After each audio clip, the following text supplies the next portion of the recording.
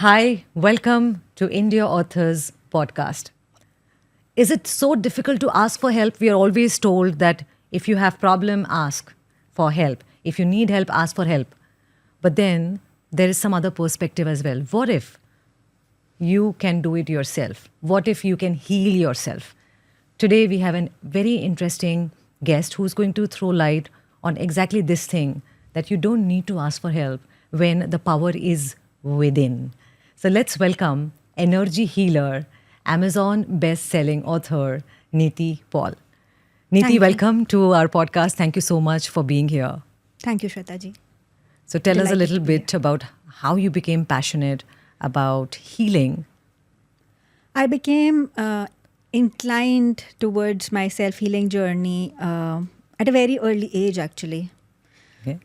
First of all, when I was 15, I connected to the power of channeling somehow sitting in my temple room of my house while communicating with the deities. I somehow started channeling answers for my questions. That's when I realized that I had the power to receive divine communication, right? So very soon, spirituality drew me inside, and at the age of 18, I learned Reiki. And when I received the power of self-healing during this Reiki workshop, my life changed. There was no looking back after that.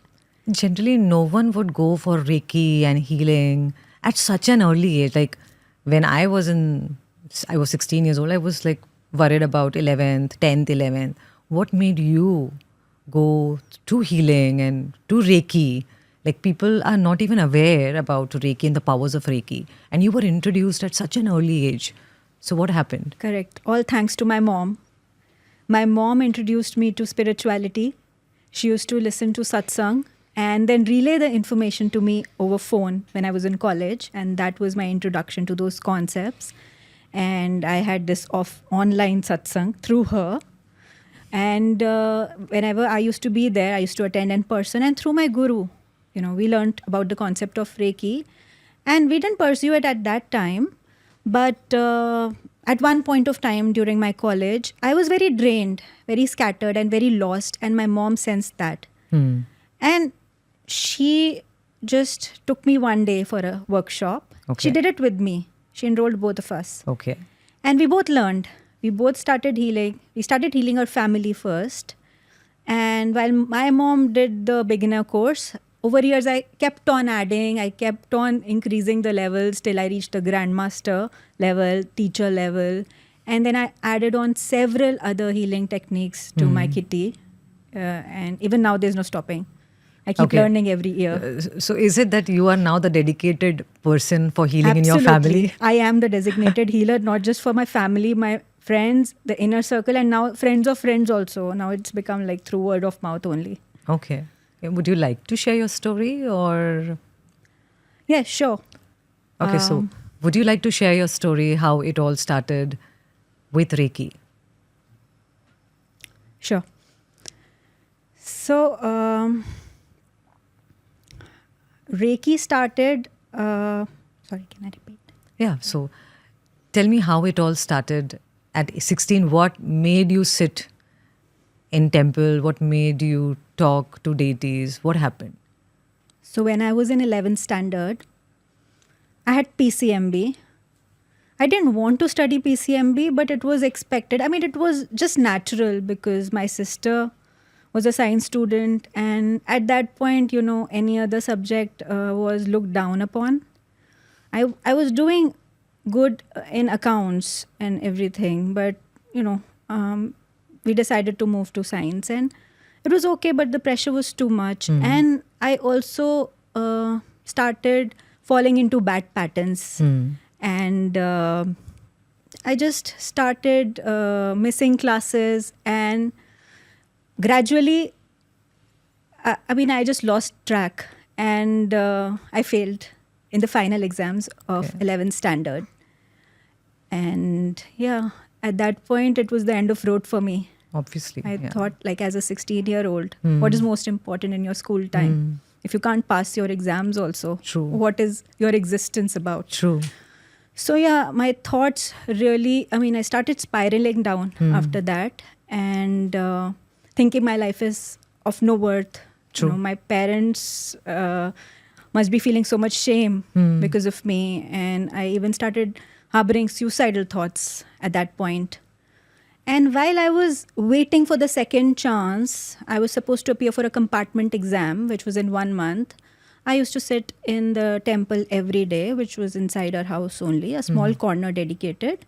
I would study there only. I would just sit there all day. Okay. Maybe I found peace there. I was drawn to that corner, and it just happened one day. I was talking, having a one-sided conversation with the deities and asking questions. And suddenly questions started coming out of my own mouth. And answers started coming out of my own mouth. And I knew those were not my thoughts. And that is the day I first connected with the divine and connected with the power within me to channel the universal wisdom. And after that, it was a natural. Even manifestation became easy for me. I connected within that power. Something happened, that shift happened, and the faith strengthened. Came naturally to you. My faith strengthened so much. I picked up myself and passed the compartment with very good marks, finished my 12th, and, stayed away from distractions, went to a good college, and yes, really grew from there. Of course, I had my fair share of challenges after that in college and after that as well. But every time I found the way ahead because I was connected now. I Right. had my spirituality with me, my divine connection with me. So whenever I would face a hurdle, something would happen, I would be shown the way. So yes, there was no looking back after that. Wow. I can relate it might be to fail in 11th. But then I think that was a blessing, right? You got turned that out to be. divine It connection. turned out to be, yes. And you started exploring spirituality Absolutely. because of that. So I think you were divinely guided Absolutely. towards it. So what are the challenges people face when they want to heal themselves? The first challenge is acknowledging that there's something within them that they need to change, that it's their mindset that's working against them.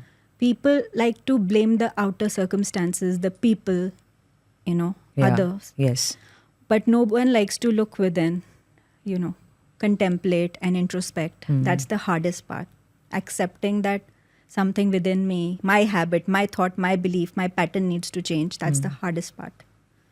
Once you get into that flow, and once you make it a habit to introspect from, time and again, then, you can just keep going, keep learning. So recognizing, accepting it is the first step. Accepting the problem is the first challenge. step. People really find it difficult to accept only. A lot of people are living in denial half of the time, right? Pushing it under the carpet like that. Okay. So, yeah. So for the listeners here, how they can start this process of self-healing, if you can share in 3 steps so that they can right away start applying a few simple things that they can do on a daily basis that can help them heal themselves. So I'll tell you what worked with me, Yes. because for me nothing else worked, right? When you don't know what's working, then energy works for you. Because sometimes, people tell you to be positive, but it's not that easy. It's not a switch. You cannot just be positive because somebody's telling you to be True, positive, right? true. So that's where Reiki worked for me, because Reiki is what? Energy healing. It has a mind of its own. It's life force energy. You have allowed the life force energy to channel through you. It's passing through you, and even if you don't prompt it, even if you don't give it any instructions, it's going to have a mind of its own, because it's God's own energy. It's healing energy. So I would just put my hand on myself, channel Reiki, and I would go to sleep. Okay. It worked for me. Okay. That is what worked for me. So, because at that time, your state of mind is not such that you are able to follow instructions. I can give you the best of advice. You will not be able to follow it at that time. You will not want to, or you will not have the energy or motivation to. That's when this sort of energy healing practice works for you, because it removes blocks within you. It just clears that. And a lot of us do have mental blocks because of which we are not able to take action. Even if we know that we are supposed to take that action, we cannot. Something stops us. Okay. So this is where energy work comes into play. Okay. Yeah. What is your daily habit routine like? So I start my day with going to the gym at least 5 to 6 days a week. What time? At the moment, I mean, when I'm traveling, it's 5:30. But yeah, around 6:30 when I'm dropping my daughter to school after dropping her. Okay. So yeah, early, 5:30, 6:30, maximum by 7. So I start my day by 9, 9:30. And then I start with some mindfulness practice. Okay. It could change or it could include more things. It varies, but meditation, self-healing, sometimes just chanting. And if I feel inspired to do something more advanced, it will happen in between. But 2-3 things I do daily, like Okay. my meditation, my just chanting and affirmations. I even do symbols on myself, which are taught in Reiki and other healing practices. Those symbols are like you just put them and you're sorted. Fast Awesome. way of healing. That's Yeah, awesome. yeah. And I can relate to fitness. I can relate to mindfulness. Yes. That's what I've always practiced myself. And I always tell my authors in the academy that these are some things, minimum things that you can do Absolutely. for your own well-being. Because if you are good, you'll be able to add value to others' Exactly. lives. Because whoever you are guiding is also channeling your energy. True. So what are you giving them? Yes. So you need to keep yourself as clean, as pure, as happy as you can, so that's what you pass on. So you've also written a book. Tell us a little bit about your book. Yes, I have recently published my book, Lose the Weight from Within. The inspiration came when I started losing my weight because I had recently really gained a lot of weight. How many after kgs? How many kgs? I had crossed 91 kgs in 2022, 2023. That was my worst time. I was like in my lowest form of energy. Even healer can dip in energy levels. Even they lose their motivation. So again, I pulled myself up because, I started aggressively healing myself. And then I started with fitness. When nothing is working, pick one aspect of your life and picked my body. And I started working on my body. When things started changing, my body started transforming, my mind also aligned, my mindset changed, my energy changed, everything changed. And just things started aligning, everything started falling into place. And becoming an author was always a dream. So yeah, I felt inspired to share about my weight loss journey. But then because my journey was through healing from within first, because initially I won't find the motivation. True. Now, after healing myself, I found the motivation to stick to the discipline that is required in fitness. So I started writing about it. But then while I was writing the book, I don't know what all I channeled, how it shaped that way, but it has such a unique message that, the inner transformation happens and then that's when everything aligns. It's not just about losing the weight. So it's So about, you lost what, 30 fixing your kgs? entire life. 30, 35 kgs? How many kgs you lost? Almost 20 kgs. 20 kgs. Yes, and I'm That's still awesome. working towards my goal weight, but I'm happy now. I'm And comfortable. how many months you took, or a year or 12 so? to 15 months because I wanted to do it in Gradually, a sustainable way. I sustainable wanted to change my lifestyle. Mm-hmm. I didn't work towards a particular goal. I just wanted to incorporate that as a habit. And you applied fitness and you applied your healing techniques. Healing, yes. And that's what you share in your book.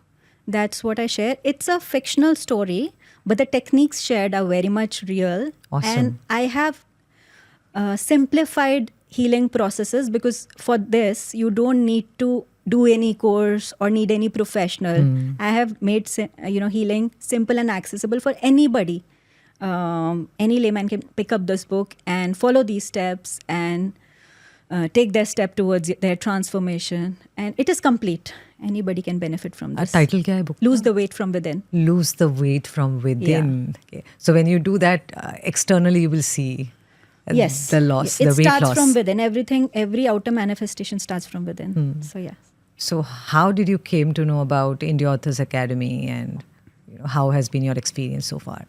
So I saw your ad. I attended the webinar And before your webinar, I had attended a couple of other author coaches webinars, and while everybody knows what they're doing, they were all professional, but somehow I resonated with you, your message, your energy, your values and, beliefs clicked with mine. And I just knew that, yeah, this is what I need to do. And I joined. After that, there's been no looking back, because not only I have found a mentor, the structure, the way forward, I have found a wonderful community. And I actually manifested this community, when Yes, I you were telling manifested about my it. weight loss. I actually, because when you are manifesting, you also picture the goal, the how your life looks like after your goal is achieved, right? Yeah. So, the larger goal.